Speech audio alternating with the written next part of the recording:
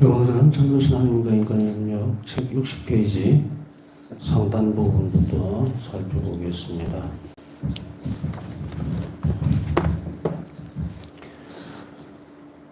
네, 오늘은 성시간을 하기 전에 문득 이런 생각이 드는 거예요. 자비신심을 가르치는 이 책이 어려운가?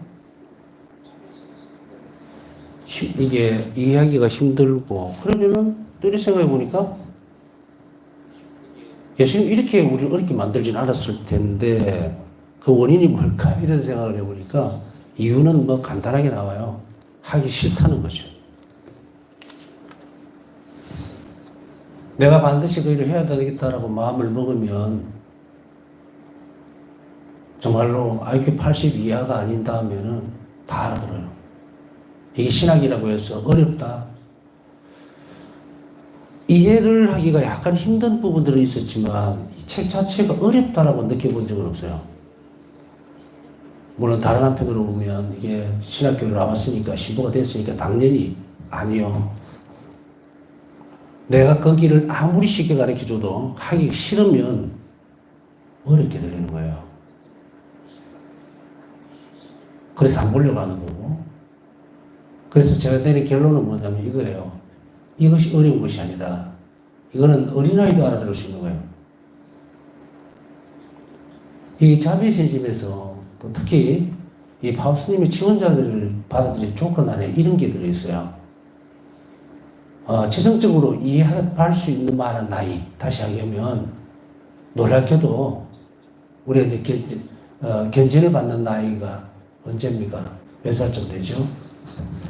특별하게 뭐 정해진 것은 없지만 그래도 초등학교 3학년 이상 뭐 이렇게 보고 있죠. 뭐 세례도 그 나이에 받는다고 해도 뭐 특별한 것은 없어요. 천정수지하는 나이에 준해서 천정수지하는 나이라면 이미 사물을 전부 판단하고 있다는 이야기거든요.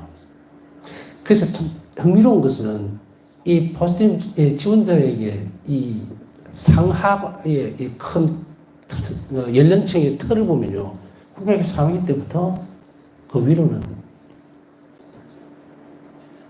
뭐 치매가 걸려서 못 알아듣는다든지 이런 걸 제외하고는 연령에 제한이 없다는 게 놀라운 일이에요. 제가 어디를 가거나 뭔가를 하면서 이 책을 보면서도 좀 어렵긴 합니다라고 하지만 어려운 책이 아니에요. 오히려 너무 쉬워서 어렵게 설명을 해야 될 정도예요. 여기서 우리가 신앙으로 살아내기려고 마음을 먹으면 몇 번 이렇게 들여다보면은 전부 다 이해할 수 있는, 어떤 분이 그런 이야기를 하더라고요. 외국에서 살면서 가장 힘든 것이 뭐냐. 의사소통하는 데는 문제가 없는데 무슨 뭐 책을 본다든지 아니면 신문을 읽는다든지 이럴 때는 또 방송을 본다든지 할 때는 좀 어려운 점이 있다라고 얘기를 하죠. 하나도 못 알아듣지는 않는다는 이야기예요. 제가 굳이 이 말씀을 드리는 이유는 사람들에게 얘기를 할 때에도 잘못 설명하고 있었던 것인가? 이 책은 원래 좀 어렵습니다. 사실은 제가 어렵습니다라고 얘기를 할 때는 답을 이미 지고 있는 거예요. 어렵지만 쉽게 설명해 놨으니까 들으시오 이 말이에요. 유튜브에 강의를 쫙 깔아놓았던 이유는 학식적으로 아주 높은 사람들을 대상으로 한 것이 아니기 때문에 이 정도 수준이면 여러분들 다 알아듣는다. 여러분들이 마음을 잘 열으라는 이야기예요. 하기 싫으면 아무리 쉬운 것도 어렵게 들리고, 그리고 그쪽으로 귀가 안 열리게 되어 있어요. 제가 잠깐 에피소드 같은 이야기인데, 옛날에 처음 보좌 신부를 할 때는 이제 구포에서 보좌를 했었어요. 그리고 1년이 끝나고 이제 원청성당으로 가서 천미사를 이제 두 번째 보좌로 갔던 소임지죠. 물론 거기에서는 오래 있지를 못했습니다. 폐결핵 때문에 이제 요양 들어가고 이렇게 해서.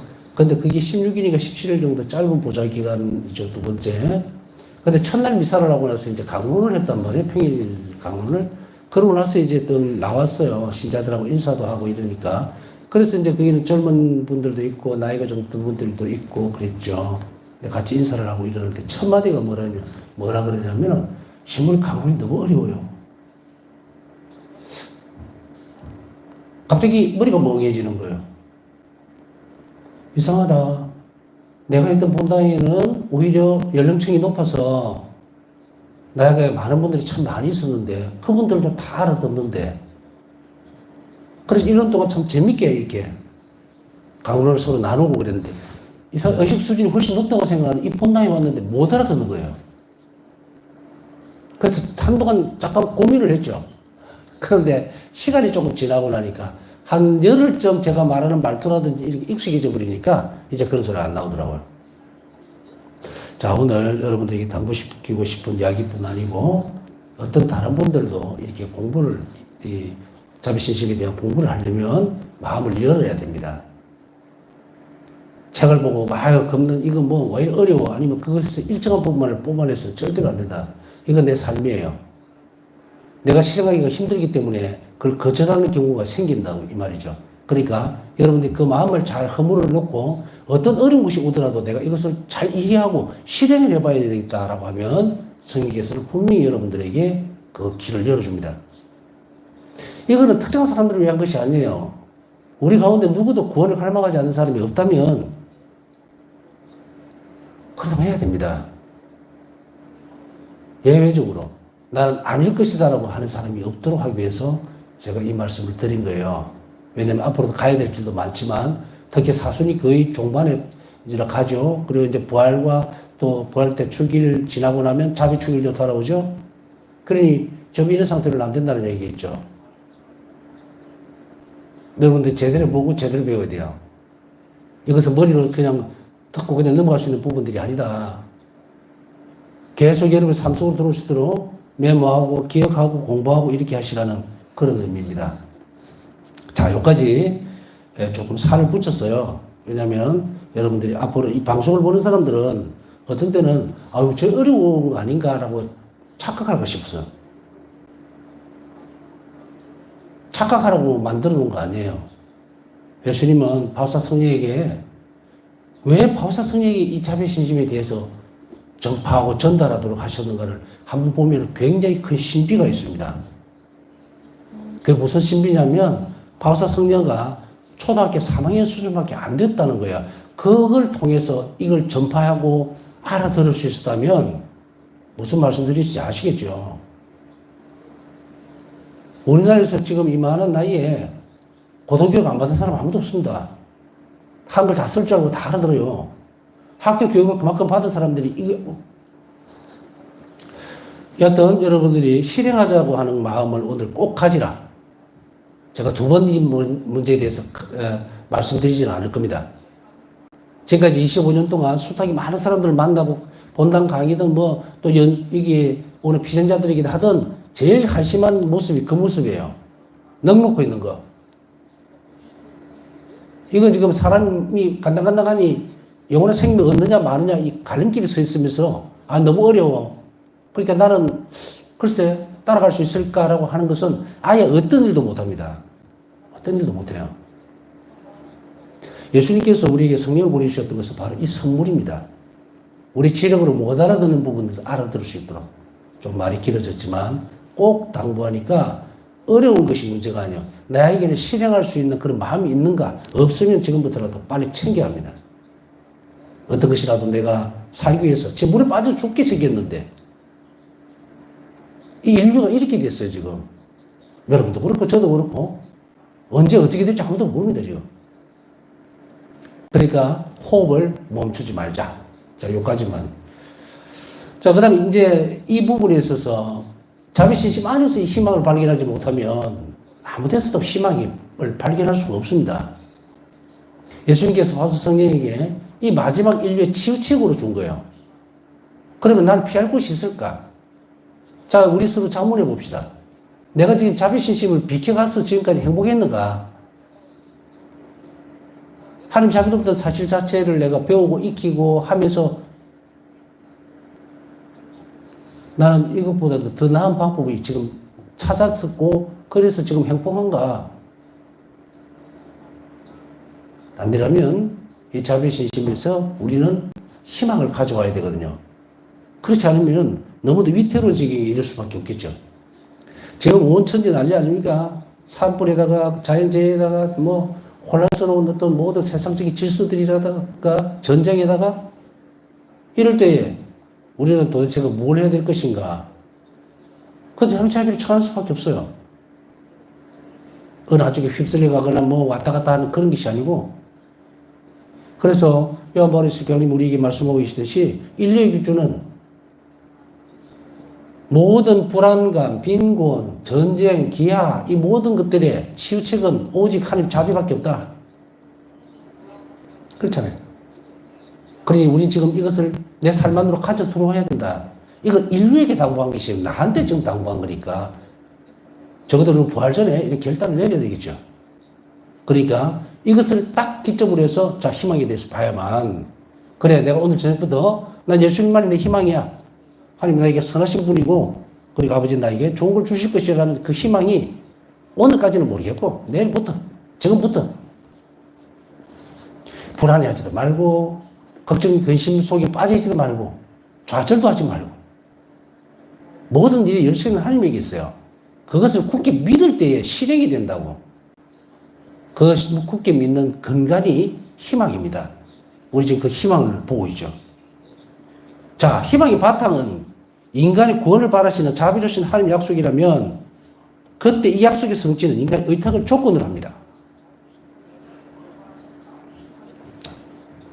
제가 사람들에게 정답을 줄 수 있는 상황들이 많이 없었어요. 하나님 자비신심을 만나고 배우고 공부하고 또 이렇게 하면서 쭉 가다 보니까 이제는 뭔가가 이렇게 뿌여진 것이 아니라 아주 뚜렷해지는.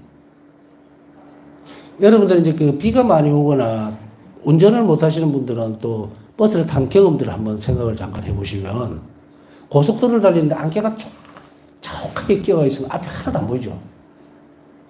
그때는 이제 라이트를 켜고 천천히 이렇게 가야 되는데 도대체 이게 길인지 아니면 잘못하면 웅덩이로 빠지는 어떤 새길인지 알 수가 없어요. 그러니 뭔가 어떤 사람들에게 정답지를 준다는 것은 참 어려운 일이에요. 눈앞이 활이 밝아져야 제대로 달릴 수가 있거든요. 속도를 못 내는 거죠. 자, 그러면은 어떤 사람들이나 내 자신의 문제도 마찬가지인 거예요. 뽀얀 거예요. 이런 상황에서 나는 어떻게 기도해야 되고 하나님을 어떻게 만나야 되고 전통적인 방법을 다 끌고 와도 정답이 아닌 거예요. 자, 이제 하나 예를 들어볼까요? 어떤 사람이 나는 정말로 내 구원을 바라시고 하나님은 그러시다고 하시는데 내 삶에 있어서 좋은 것들이 이루어지기 위해서 나는 기도도 하고 또 매달리기도 하고 울고 불고 뭐 이렇게 했다. 그랬는데도 주부님 이게 안 되는데 어떻게 해요? 내가 믿음이 부족해서 그렇습니까? 제 탓이요. 이걸로 그냥 딱 멈춰버리는 거예요.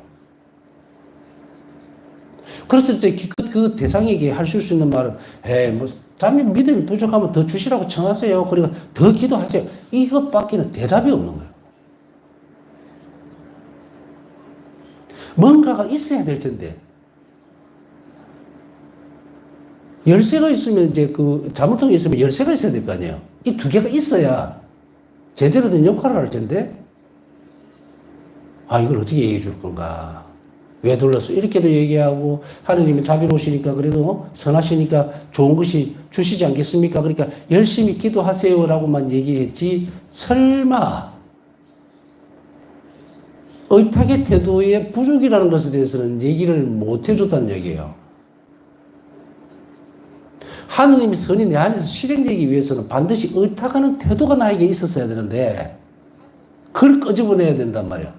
그 의탁하는 태도를 실천할 수 있도록 만들어줬으면 우리는 뭐 추상적으로 그냥 믿음이 부족해서 제가 뭐 열심히 더 못해서 죄가 많아서 그렇게 엉터리같이 밀어붙일 필요가 하나도 없다 이 말이에요.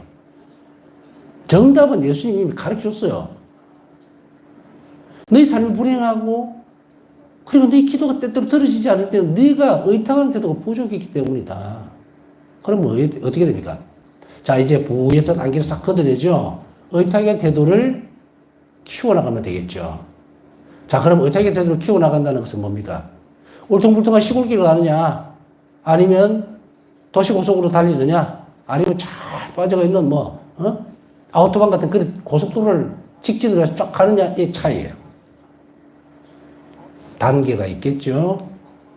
그러나 적어도 시골길을 덜컹거리고 간다 하더라도 앞에 막아 있는 부연 안개는 없어져 버릴 거다. 이 달리는 이 길이 의탁의 태도의 단계로 올라가면 이제 우리는 가림 없이 달릴 수가 있다 이 말이에요. 이것을 얘기하는 거죠. 조건을 한다는 것은 의탁의 태도에 대한 조건이에요. 믿음에 있어서도 마찬가지다. 그래서 지금 우리는 이 희망과 믿음을 바탕으로 한 희망을 얘기를 하고 있는데 믿음에서 출발한 희망은 이 믿음을 건너뛰어서 어디까지 가느냐면 영원한 생명이신 하나님께로 간다고. 이 땅에 머무는 게 아니고. 그러기 위해서는 어떻게 태도로 길로 나가야 됩니다. 내가 작은 삶을 살아가면서 불행하다고 생각하지 말고 나에게 주어진 그 닥치는 일들이 내가 잘 하나님께 기도하고 내가 맡겼으면 그냥 뚫고 들어가. 죽게 만들지는 않으니까. 왜? 아버지시니까. 시래가 먹고 뒤로 휘떡 넘어가지 말고. 또 그렇다고 하더라도 이미 미리 예수님께 가서 이런 일들에 대한 논의나 상의, 자신의 어려움들을 얘기하지 않고 그 일을 하면 그냥 맨모로 맨땅에 그냥 박치기 하는 거예요. 하나님 없이. 그렇게 하지 말라. 방법 가르쳐 주잖아. 바사 성령에게 있어서 예터기태로 키워나갔던 어떤 부분들은 어떤 것이었는가? 끊임없이 성체 앞에 있는 예수님과 협력 문제였다는 거예요.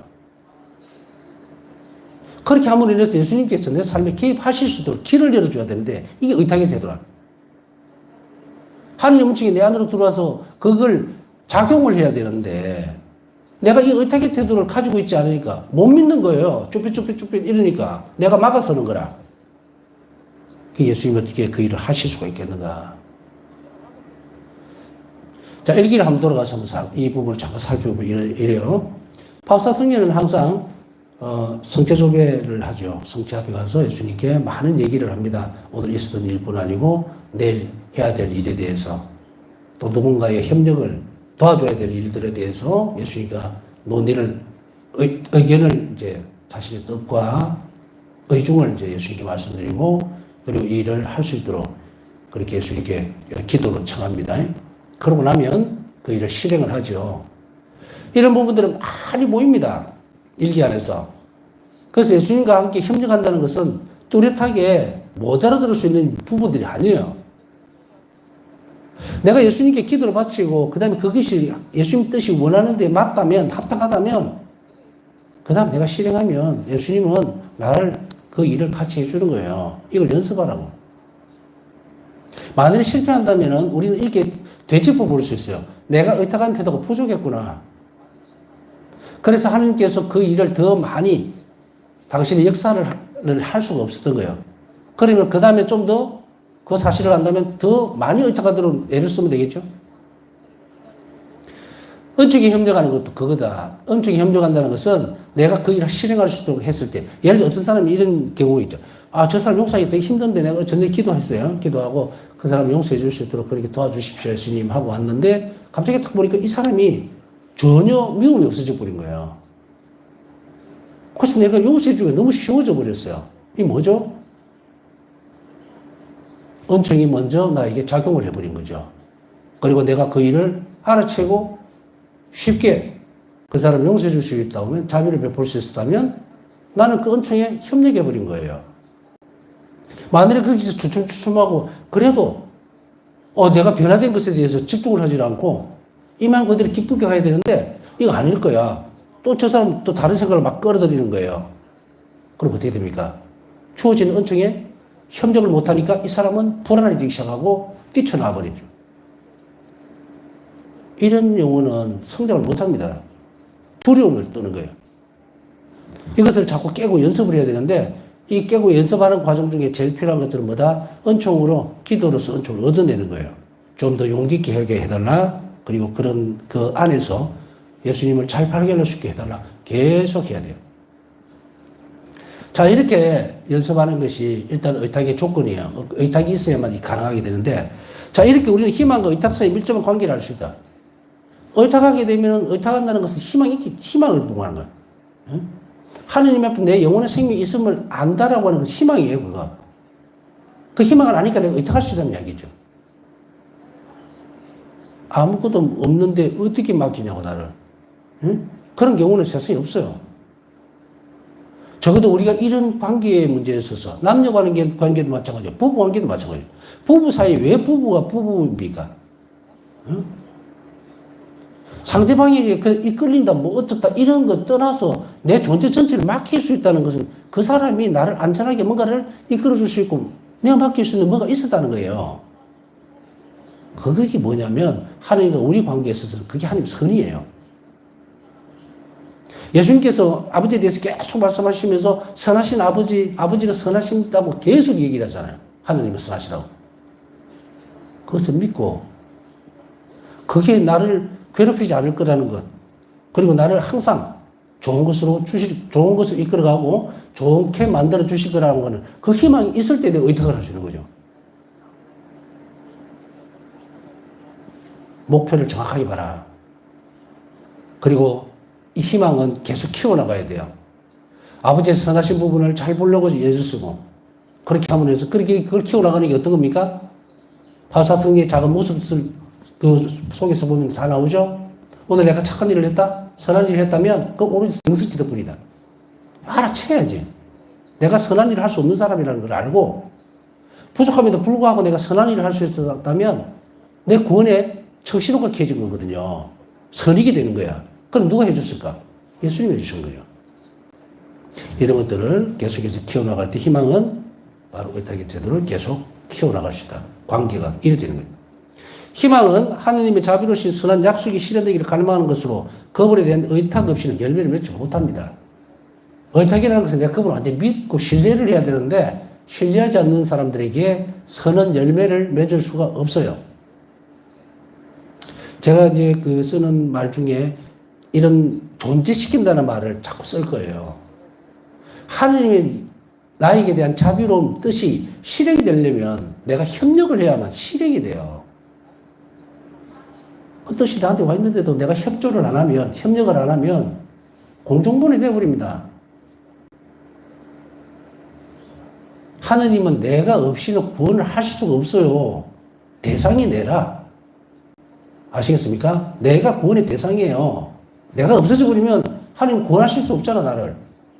그러니까 역으로 얘기하면 내가 있으니 하나님은 나를 구원하시려고 한 거예요. 무엇으로? 자비로. 그 자비로움에 내가 반응을 하는 것은 믿는 거예요. 그 믿는다는 게 아이고 믿습니다 하나님 저는 막 열심히 그런 믿음이 아니고 내가 믿는 그 태도, 그 의탁의 관계를 세상 속에서 드러내라 이거예요. 불안해하고 막 아니면 하나의 조그마한 사건들, 상황들이 부딪혔을 때 불안해하고 막 혼자인 것 같이 세상에 나는 혼자밖에 없어. 부모도 형제도 나를 도와줄 수가 없어. 이렇게 쭈그리 갖고 중간에 구석에 들어가는 그거 의탁의 태도 하나도 없잖아요. 하느님을 얼마나 무시하는 거예요.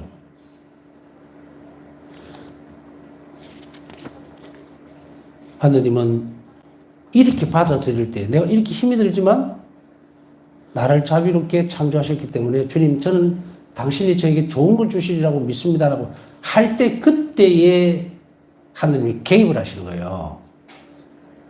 그리고 하느님이 그 일을 하실 수 있으니 내가 앞에 눈앞에 보이는 것을 믿지 말고 가장 선한 열매를 맺을 수 있도록 최선을 다하면 하느님은 그대로 들어가서 10배, 100배, 1000배를 만들어버린다는 거예요. 이게 구약과 신약을 꿰뚫어 놓는 거예요. 이게 의탁의 태도가 하느님이 얼마나 엄청난 개입을 존재시키는가에 대해서 우리가 선한 열매를 맺든지 어떤 세상의 구조들을 볼 때 하느님 안에 불가능이 없다는 사실을 절대로 잊지 말아야 하는데 하느님 안에 불가능이 없도록 하기 위해서 우리는 뭘 해야 되냐면 완전히 의탁해야만 하느님 모든 일들을 가능하게 해줄 수 있다. 이렇게 우리는 결론 지을 수 있어요. 뭔가를 기다리는 것이 바로 희망의 특성인데 그렇죠? 희망이라는 뭔가를 해주고 기대하고 이런 거죠. 희망의 이면에 있는 누군가에 대한 의탁 없이는 즉 약속의 내용을 보증해 줄 사람에 대한 의탁 없이는 그 약속의 실현을 기대할 수 없으며 이것이 바로 의탁의 핵심이다. 그 내용을 보증해 줄 수 있는 대상을 분명하게 보고 의탁해야 된다. 그렇지 않다면 그 약속이 실현되지는 않아요. 실현되는 그 말을 제가 뭐라고 얘기했냐면 하느님의 선하심이 존재하도록 존재한다는 것은 그대로 열매를 맺는다는 얘기예요. 그렇기 때문에 이것이 의탁의 핵심입니다. 또한 동시에 약속의 내용을 보증해 줄 분을 잘 보라는 이야기예요. 아버지께서 선하시니까 라고 할 때에 단어적으로 공간이 떨어지면 안 돼요.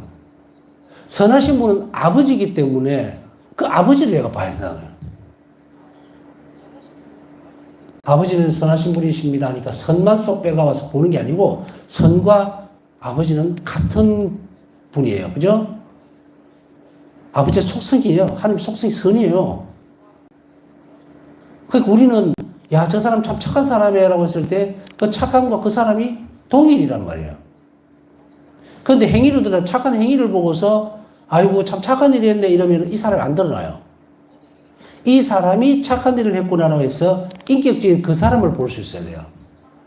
그래서 우리는 아버지를 봐야 합니다. 선하신 아버지예요. 선만 보면은 선은 인격체가 아니에요. 우리가 선을 아무리 실행한다고 해도 그 선을 주시는 분, 그 하느님을, 아버지를 보지 못하면 일치를 할 수가 없어요. 조금 어리면 좀 쉽게 알아들었을 건데 또 이렇게 또 못 알아듣나 싶어서 부담스러워서 또 얘기를 붙이는데, 자, 자식이 있어요. 아버지가 매달 생활비도 주고 필요한 것들을 보내줍니다. 근데 이 아들은 보내주는 것에만 아버지는 참 좋은 분이야. 내가 어려울 때마다 이렇게 쫙 해주시고 이러고 그것만 딱 끌어안고 있으면 이 아들과 아버지 사이에 친밀감, 사랑이 깊어지겠습니까? 안 깊어지겠습니까? 이 아들에게 아내는 뭐가 잘하냐면 우리 아버지는 좋은 사람이야 이거예요. 내가 어려울 때는 어려운 걸 알고 척척 주고 사랑을 모릅니다. 그러나 다른 부분을 상정해 보면 내가 뭔가를 받았을 때에 전달해서 아버지 저에게 이렇게 또 아유 또 이렇게 신경도 써주시고 아버지 건강이 어때요? 제가 시간 나면 찾아뵙겠습니다. 이게 고리가 되죠 이렇게. 근데 먹고 입 딱 닦아버리면 아버지는 좋은 사람으로 남아있고 아버지하고 내하고 하나도 친한 것이 없어. 그 이야기를 하는 거예요. 하나님의 선하심이 의탁하는 그 이면에 바로 아버지가 있다는 거예요. 이것이 바로 의탁의 핵심입니다. 아버지에게 기대는 거예요. 응? 그러므로 하나님 구원 약속이 실현되기를 추구하는 것은 하나님께 의탁하지 않거나, 첫째로 하나님께 의탁하지 않거나, 두 번째로 그분의 사람이라는 확신이 부족하다면 쓸모없는 것이 됩니다. 나를 구원하시려고 했지만 구원의 실현을 저는 존재시킨다고 얘기했죠. 내가 구원이 실현돼야 돼요. 그렇게 하기 위해서는 하나님께 의탁해야 되고, 의탁이 얼마나 중요한지 알겠죠. 이 단어 자체가. 단어로만 일단 봅시다. 의탁. 그 다음에 나는 하나님의 자녀라고 하는, 나는 아버지 아들이고 딸이라고 하는 그 확신이 없이는 쓸데없는 것이 돼요. 한 자비 신심을 점점 깊이 해가면서 우리는 저는 자녀됨이라고 표현을 하고 싶은데 자녀가 되어가는 과정이에요. 아버지께 더 많은 것을 의탁할수록 이 자녀와 아버지와의 관계는 더 긴밀하게 일치되기 때문에 자녀됨, 자녀로서 그냥 태어만 난 거예요. 태어만 났어. 아버지하고 아무 관계가 없어요. 이래 되면 어떻게 됩니까? 우리 구원 문제가 흔들려 버리겠죠. 그렇기 때문에 우리가 이런 확신이 부족하다면 쓸모없는 것이 되는데, 아까 앞에서 말씀드렸듯이 아버지는 창조주이시고 하느님이시고 내 삶을 책임져 줄 수 있고 선하신 분이기 때문에 선으로 나를 이끌어 갈 거다. 가장 행복하게 만들어 주실 것이다 라고 하는 확신, 그건 내가 자녀라는 확신이 있어야 돼요. 그럼 자녀는 뭘 해야 됩니까? 내가 자녀라는 확신이, 그래, 나는 머리에서 나는 하나님의 자녀야. 이걸 자기 스스로 주입해서 되는 문제입니까? 아닙니다. 바울사도 말씀처럼 자녀라면 아버지 일을 해야 돼요. 자식은 아버지 일을 해야 이런 확신이 선다는 이야기예요. 자녀가 되어감이라는 것은 자녀로 선언되는 거하고 되어가는 거하고 달라요. 그냥 피덩어리로 똑 떨어진 거는 자녀가 됐어요. 호적이 올라갔어. 근데 자녀가 되는 과정은 성장하면서 친밀감, 가족 관계에서 살아내고, 부대끼고, 사랑하고, 이럴 때 자녀 되어가는 거예요, 자녀가. 이걸 얘기하는 겁니다. 이거 없이는 우리는 이러한 구원 약속이 실현되지 않는다. 의탁은 희망의 중요한 요소이다. 의탁 없이는 희망은 절망으로 바뀐다. 의탁하지 않기 때문에 기둥이 없어요. 기댈 데가 없죠. 기댈 데가 없으니까 절망인 거야. 절망하는 영혼은 항상 이래. 내 주변에 아무도 없다. 내 사정을 알아주지도 않는다. 내 마음도 모른다. 이게 절망이에요. 누군가가 있다는 것에 대해서 없이 의탁하는 어떤 존재가 없이 돼버리니까 이렇게 되죠. 그런데 우리는 보통은 어떻게 생각하고 있어요? 주변의 사람들 사이에서만 이것을 찾습니다. 그래서 우리나라가 뭐 OECD 국가 중에 뭐 자살률 1위니 뭐니 하는 게 이게 의탁하는 곳이 없었어요, 다. 그러니까 무의탁이라는 말을 쓰잖아요. 독거노인, 무의탁노인. 이 단어가 그리스도인들에게 적용이 되면 안 돼요. 엄청난 일이에요, 이거는. 교회에서도 그리스도교 신자가 어떤 할아버지나 할머니가 한번 살면 무의탁 노인이라고 이야기하면 안 돼요. 이 사람은, 이분은, 그죠? 독거 혼자 살지만 무의탁이 아니에요. 하나님의 자녀예요. 그러면 그들에게 뭘 가르쳐 줘야 될까요? 항상 그럽니다. 앉아서 나는 자식도 없고, 뭐, 기댈 데도 없고, 의탁할 데도 없고, 그냥 이렇게 막 되는 대로 살아요. 동사무소에서 뭐 하나 갖다 주면 그거 기대고 있고요. 너무도 비참한 그리스도인의 품위가 완전히 바닥에 떨어져 있는 이 상황을 복구시켜줘야 돼요.